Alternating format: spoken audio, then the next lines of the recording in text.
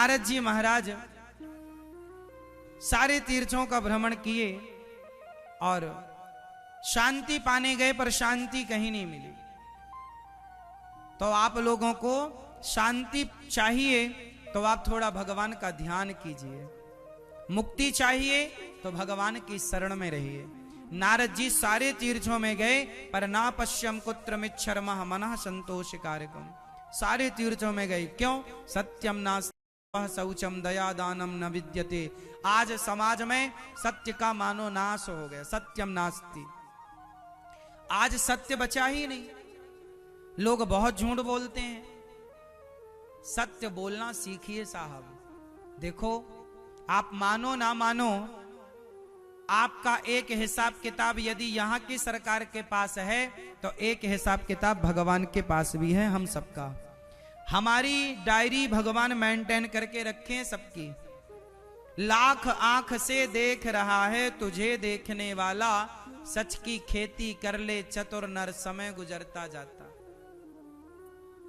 सबको देखने वाला कौन है? भगवान देख रहे हैं। इसलिए भगवान की आंखों से कौन बचेगा? क्या रावण बच पाया भगवान की आंखों से? इतना पावरफुल रावण था। इसलिए साहब, गलत राह पर ना चलना।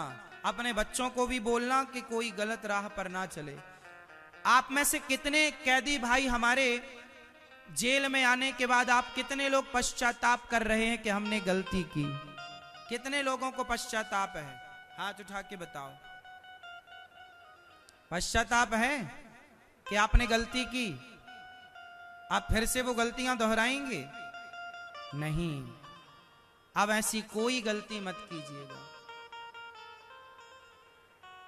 सदा भगवान की शरण में रहिएगा। और जब यहां से आपका कार्य पूरा हो और जब आप जाएं तो एक अच्छे इंसान बनके समाज की सेवा कीजिएगा। याद रखो साहब, ये मानव का शरीर तुम्हें बार बार ना मिलेगा। ये मिला है तो इसको पाने के बाद अब मोक्ष को पा लेना जीवन की सार्थकता है। अब बार बार आना जाना अच्छा नहीं। ये अंतिम मानव शरीर तब सफल है जब ये अंतिम शरीर हो,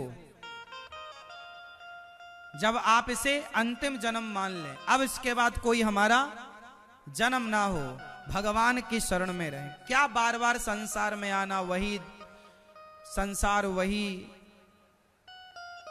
संसार का कष्ट। इसलिए भगवान के आश्रित रहो।